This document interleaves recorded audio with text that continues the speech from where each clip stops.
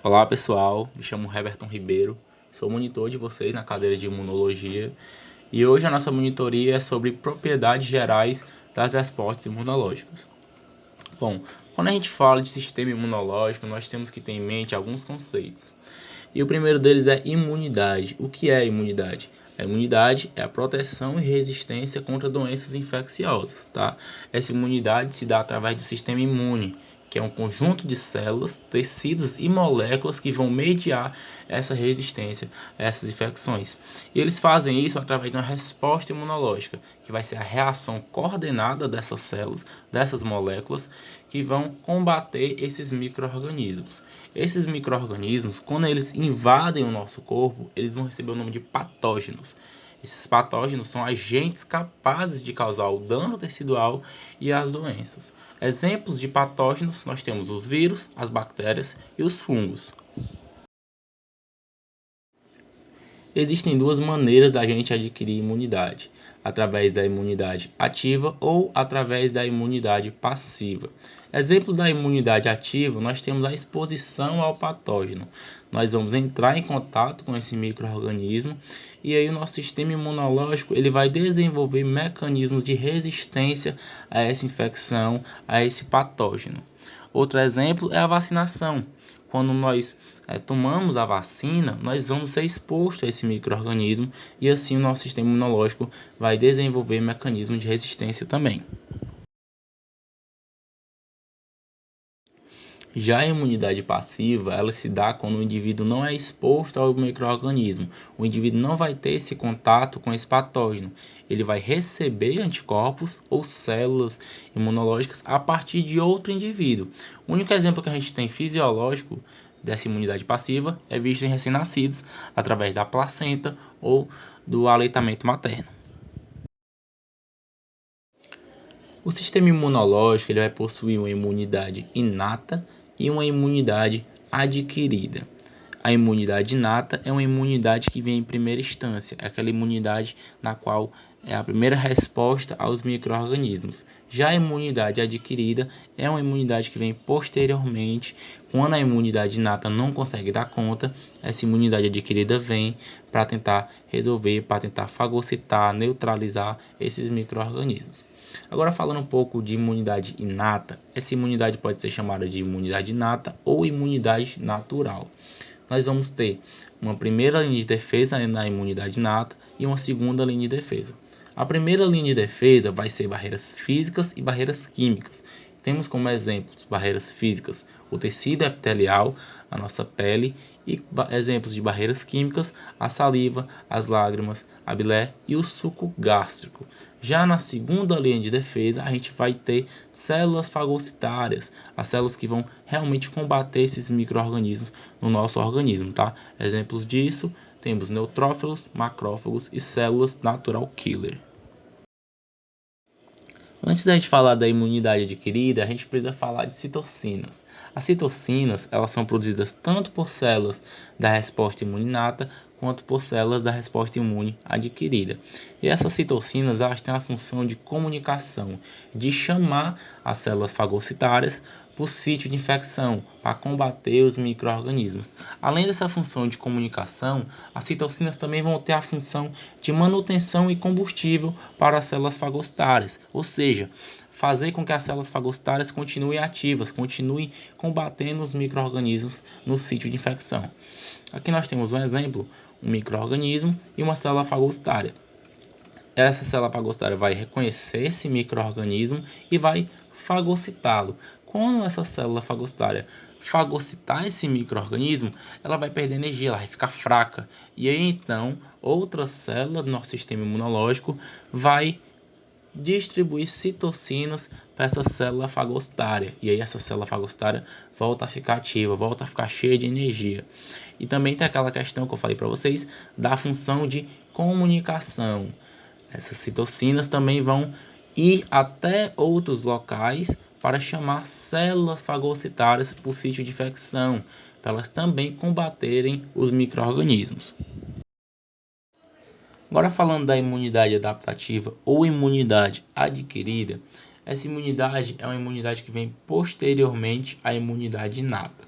Quando os patógenos conseguem passar pela imunidade inata, o nosso corpo precisa desenvolver uma resposta, uma imunidade adaptativa para neutralizar esses patógenos. Exemplo disso, nós temos o Covid-19.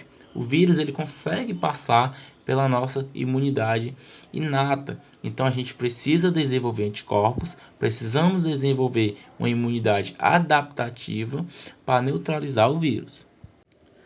As células da resposta imune adaptativa vão ser os linfócitos B e T.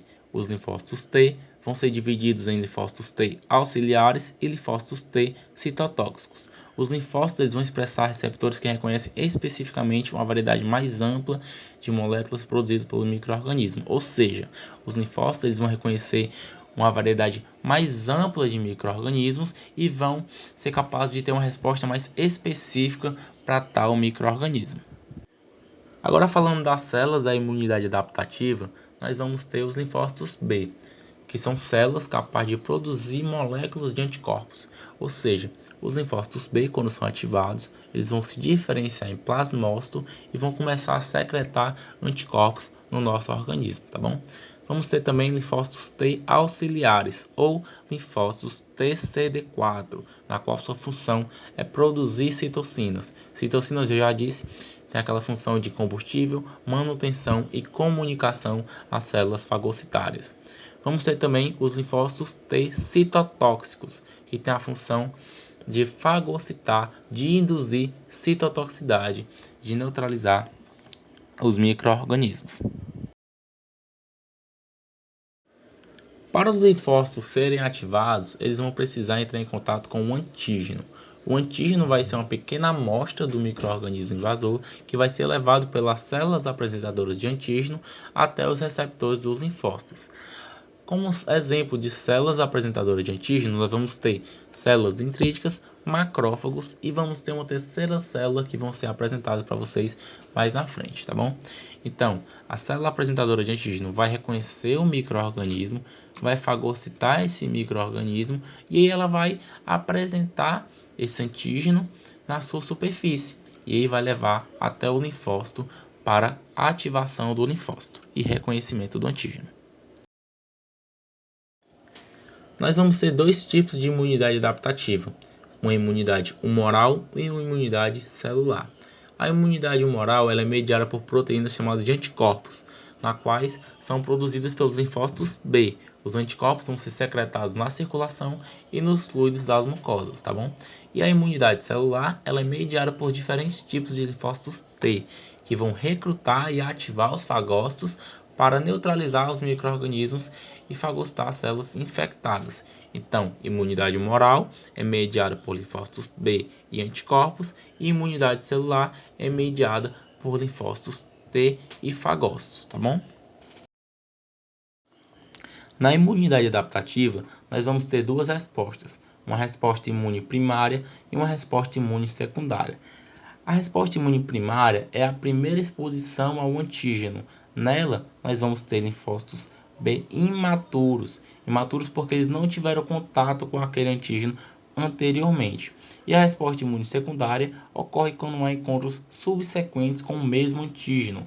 Ocorre de forma mais rápida, ampla e com a maior capacidade de eliminar aquele micro-organismo do que na resposta imune primária, pois nela vamos ter linfócitos B de memória, que já possuem uma alta afinidade com aquele antígeno. Os linfócitos B de memória vão ser decorrentes da capacidade do sistema imune em lembrar da exposição do mesmo antígeno. A cada exposição vai aumentar o número de células de memória e ativar as que foram geradas anteriormente. Então o que acontece? O linfócito B inibe, o linfócito B que ainda não foi ativado, ele vai ser ativado e vai se chamar linfócito B efetor. E após isso ele vai passar por uma proliferação, que vai dar origem a plasmócitos, que vão liberar anticorpos, e linfócitos B de memória, que vão ficar guardados, esperando a próxima interação com aquele mesmo antígeno. A resposta imune adaptativa vai ter duas propriedades muito importantes, que é a diversidade, que vai permitir que o sistema imune responda a uma grande variedade de antígenos, e a especificidade, que vai garantir que os antígenos distintos produzam respostas específicas. Ou seja, desse modo, os linfócitos B vão reconhecer uma grande variedade de antígenos e vão ser capazes de produzir respostas específicas para o combate àqueles patógenos. Aqui nós temos uma tabela com as principais diferenças da resposta imune inata para a resposta imune adquirida. Na resposta imune inata, ela vai ocorrer em primeira instância, ela vai ser a nossa primeira linha de defesa.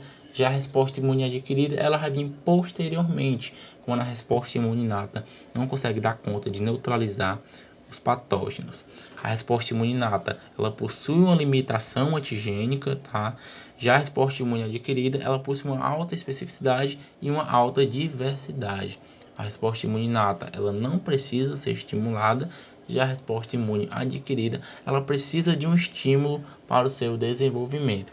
A resposta imune inata não tem memória e a resposta imune adquirida sim possui memória. E ambas possuem tolerância a si próprio, tá bom?